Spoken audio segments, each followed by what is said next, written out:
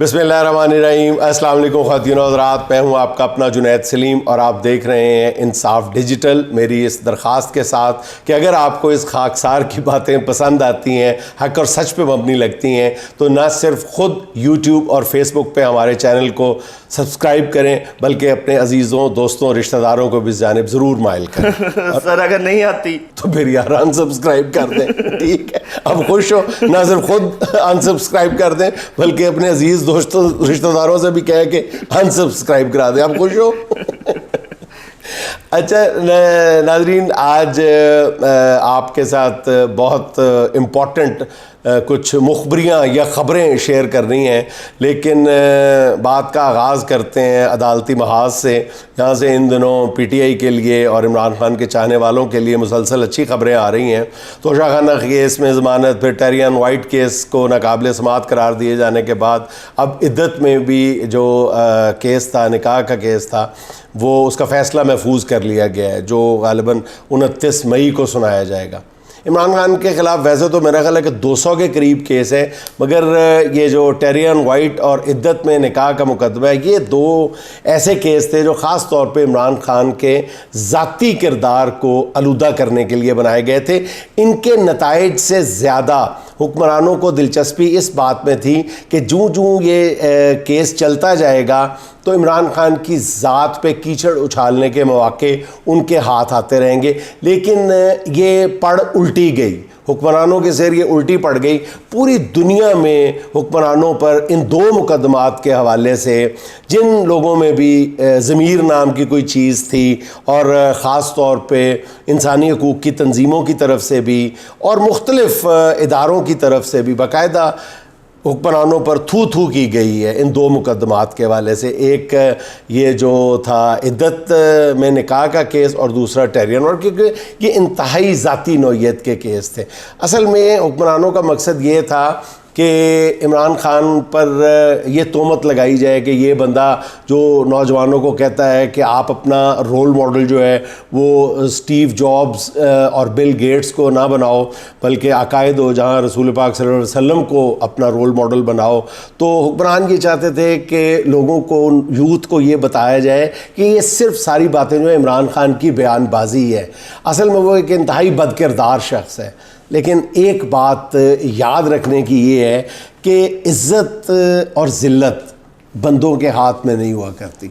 सब ने देखा कि पहले टेरियन वाइट केस नाकाबिल समाअत करार पाया और आज इद्दत में निकाह के केस का फ़ैसला जो है वो भी महफूज कर लिया गया है, और गुमान यही ज़ाहिर किया जा रहा है कि ये दोनों फ़ैसलों में इमरान खान और बुशरा बीबी जो हैं वो अल्टीमेटली सुरखरू होंगे। आपको याद होगा कि इस केस का जो फ़ैसला इलेक्शन से पहले जल्दबाजी में सुनाया गया था, केस की समाअतें रात 2-2 बजे तक जारी रही थी और इमरान खान की और उनकी अहलिया को 14 साल कैद की सज़ा सुनाई गई थी।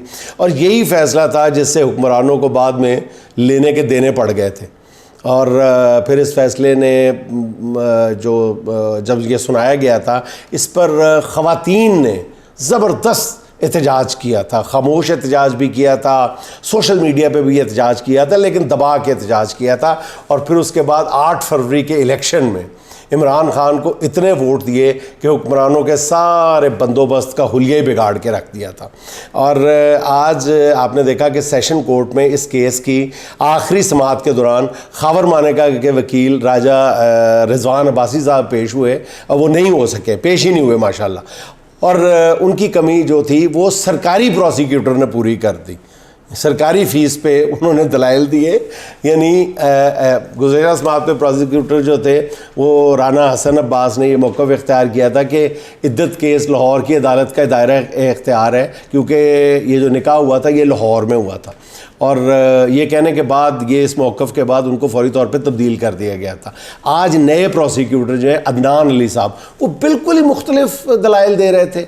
वो ऐसे दलाइल दे रहे थे जैसे वो खावर मानेका के वकील हैं, हालांकि ये केस जो है दो प्राइवेट पर्सनस के दरमियान है। स्टेट के वकील का इस तरह से बयान देना बहुत हैरान कुन था।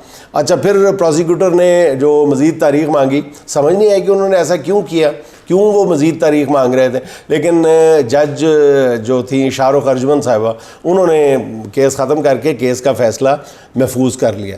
अच्छा, यहाँ मैं अदालत से मुतल्लिक़ एक और ख़बर भी शेयर करता चलूँ जो बलूचिस्तान हाई कोर्ट से आई है, जहाँ इमरान खान के ख़िलाफ़ आर्टिकल 6 के तहत कार्रवाई की जो दरख्वास्त है वो खारिज कर दी गई है। एक थोड़ी मायूसी वाली ख़बर भी है अदालती, वहाँ से ख्याल था कि आज साइफ़र केस मुकम्मल हो जाएगा, मगर सरकारी प्रोसिक्यूटर के ताख़ीरी अरबे आज एक और दिन ज़ाया कर गए। आज की समाअत के दौरान फिर प्रोसिक्यूटर हामिद अली शाह साहब अदालत में पेश नहीं हुए और उनकी जगह दूसरे प्रोसिक्यूटर ने दलाइल दिए। एक मौके पर तो बिल्कुल ऐसा लग रहा था जैसे उन्होंने दोबारा मतलब अलिफ से केस का आगाज़ किया है, दलाइल का आगाज़ किया है। उन्होंने अदालत से इस्तदा भी की कि वो सिर्फ 1 घंटे तक अपने दलाइल देंगे, लेकिन वो अपने वादे पे कायम नहीं रहे। आज अदालत ने एक बार फिर बड़े अच्छे निकात उठाए जब जजेस ने ये सवाल किया कि बकौल हुकूमत साइफ़र केस में तो मौत की सज़ा भी हो सकती है। अब ज़रा सवाल पे, जजेस के सवाल पे गौर फरमाए नाज़रीन, कि जजेस ने सवाल किया कि हुकूमत कह रही है कि इस केस के नतीजे में मुलजिम को सज़ाए मौत हो सकती है, तो जब इतना इम्पॉर्टेंट केस है तो फिर इसके ट्रायल कोर्ट में इतनी जल्दबाजी क्यों की गई है, जिस पर प्रोसिक्यूटर ने भारतीय सुप्रीम कोर्ट के हवाला देते हुए कहा कि इंसाफ में जल्दी इंसाफ में ताख़ीर से बेहतर है। ये इस बात पे अदालत में कह के लग गए और जजेस भी मुस्कुराने लगे। अच्छा, आज उनकी समाअत के दौरान FIA से प्रोसिक्यूटर इतना बुखलाए हुए नज़र आए कि उन्होंने अदालत से इस्तदा कर दी कि ये केस ट्रायल कोर्ट में दोबारा भेज दिया जाए। ये ट्रायल कोर्ट में अगर ठीक नहीं चला तो इसे रिमांड बैक कर दिया जाए, यानी दोबारा निचली अदालत में भेज दिया जाए। यानी असल में वो कहना चाह रहे थे कि इस केस का फ़ैसला ना करें सरकार, लटकाओ इनू। इस पर अदालत ने रिमार्क देते हुए कहा कि इस स्टेज पर ऐसा करना जो है वो बिल्कुल मुनासिब नहीं होगा। अच्छा, सरकारी वकील की जो मुसलसल लंबी तकरीर थी ना, उस पर भी इमरान खान के वकाला ने खासा एतराज़ किया कि उन्होंने कहा कि जी मुझे 1 घंटा और चाहिए दलाइल के लिए। इस पर अदालत ने केस की समाअत जो है मंगल तक के लिए मुलतवी कर दी है और अब इस केस की मेरा ख्याल अगली समाअत जो है वो मंगल को होगी 12:15 बजे, जिसके दौरान प्रोसिक्यूटर 1 घंटा दलाइल देंगे और फिर इमरान खान के वकील को जवाब के लिए गालिबन 45 मिनट का वक़्त मिलेगा, 45 मिनट दिए जाएंगे। तो को है कि 28 को इस केस का फ़ैसला भी आ जाएगा, यानी अब 28 को साइफ़र केस और 29 को इद्दत पे निकाह के केस का फ़ैसला सामने आ जाएगा। दोनों केसेस में गुमान ये ज़ाहिर किया जा रहा है कि इनका फ़ैसला खान के हक़ में आएगा। अच्छा जी, आगे बढ़ते हैं और आज की कुछ बहुत ही इम्पॉर्टेंट किस्म की, तहलका खेज़ किस्म की मुखबरियों या ख़बरों की तरफ चलते हैं जो आपने कहीं नहीं सुनी होंगी। उनमें सबसे पहले बात तो ये है जी कि हमारे जो हरदिल अज़ीज़ वज़ीर दाखिला मोहसिन नकवी साहब हैं, जिनके बारे में मैं पहले भी आपको ये ख़बर दे चुका हूँ कि उनका जाना ठहर चुका है, यानी और अब मज़ीद कन्फर्म होता जा रहा है। शहबाज शरीफ साहब ने कहते हैं कि जी अपने राह का पहला कांटा चुन लिया है, पहला कांटा चुन लिया। दुबई लीग्स में जब नाम आया ना इनका, मोहसिन नकवी साहब का, तो उसके बाद से वो मुसलसल तनकीद की ज़द में है, जिसमें नून लीग के हामियों ने अपना भरपूर हिस्सा डाला है। यानी PTI ने कम उनको रगेदा है, लेकिन नून लीग ने इनडायरेक्टली मोहसिन नकवी साहब पर तनकीद के निश्तर ज़्यादा बरसाए थे, जिसकी वजह से उनको बैकफुट पे जाना पड़ा। अच्छा, अब मोहसिन नकवी साहब को पहले जैसी खुली डुली गैर मशरूत हमायत नहीं मिल रही। ज़राए कहते हैं कि ईद कुर्बान के बाद सबसे पहली जो कुर्बानी है वो मोहसिन नकवी साहब की वज़ारत की सूरत में देनी पड़ेगी।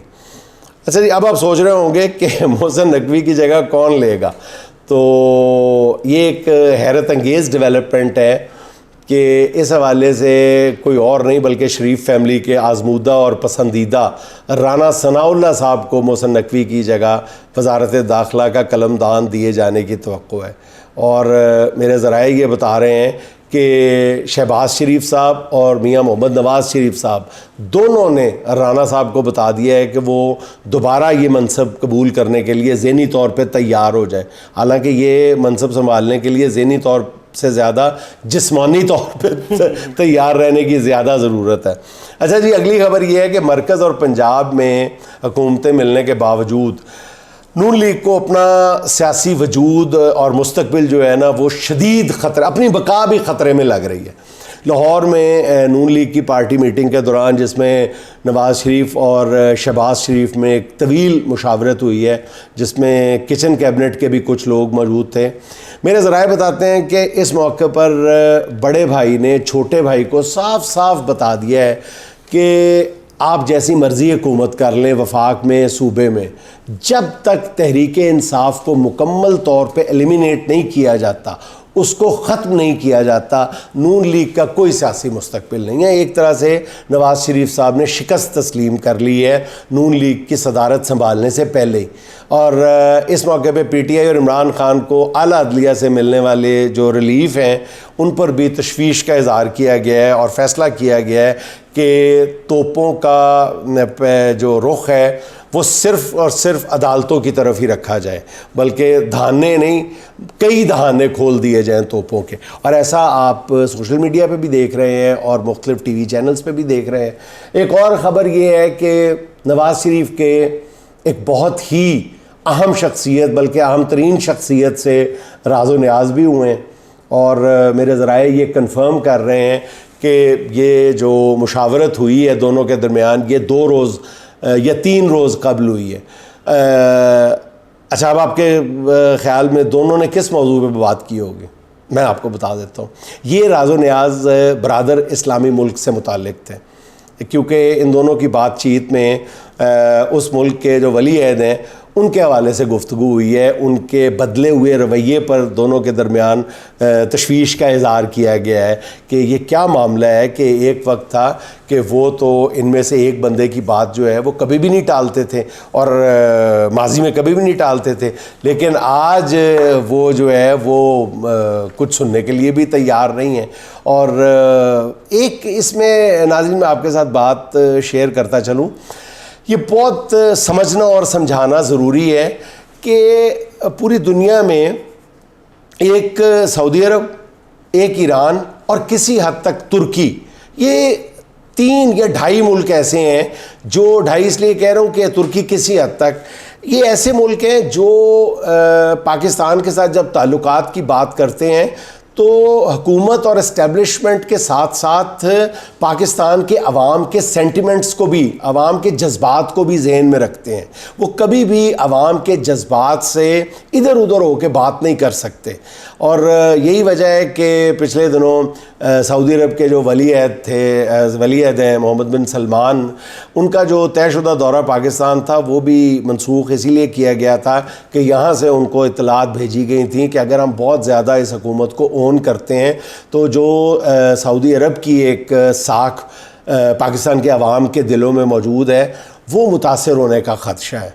तो दोनों जो शख्सियात हैं उनके दरमियान भी जो है वो ये इसी मौजू पे बात हुई है और तय ये पाया है कि अब नवाज़ शरीफ साहब जो हैं वो MBS के ख़दशात को दूर करने की अपने ताल्लुकात इस्तेमाल करके कोशिश करेंगे और उन्हें दौरा पाकिस्तान पर रज़ामंद करने की कोशिश करेंगे। देखें अब मियाँ साहब मना पाते हैं कि नहीं। अच्छा, एक और जो ख़बर है वो भी एक और ताकतवर शख्सियत के बारे में है, जिनके बारे में काफ़ी अरसे से चेमोगोइयाँ हो रही थी कि उनको अमेरिका में सफ़ीर बना के भेजा जाएगा, क्योंकि उनके बहरहाल कैपिटल हिल से, वाइट हाउस से बड़े अच्छे मरासम हैं। लेकिन अब ये ज़राए बता रहे हैं कि शायद उन्हें अमेरिका इस मनसब पर ना फायज़ किया जाए। उसकी एक वजह तो ये भी है कि उस मनसब पे जो पहले शख्सियत काम कर रही है उसके और नून लीग के ताल्लुकात बहुत अच्छे हैं और मियाँ मोहम्मद नवाज़ शरीफ साहब ने पहले से जो मौजूद सफ़ीर है उनसे कहा है कि वो अपना जो वहाँ पे इस तरह की लॉबिंग करें कि यहाँ से कोई नई शख्सियत उनको रिप्लेस करने के लिए ना जाए। और वो उनको कहा जा रहा है कि जनाब आप तो ख़ुद बहुत अपने काम के माहिर हैं, तो अब देखें कि ऊँट किस करवट बैठता है इस हवाले से।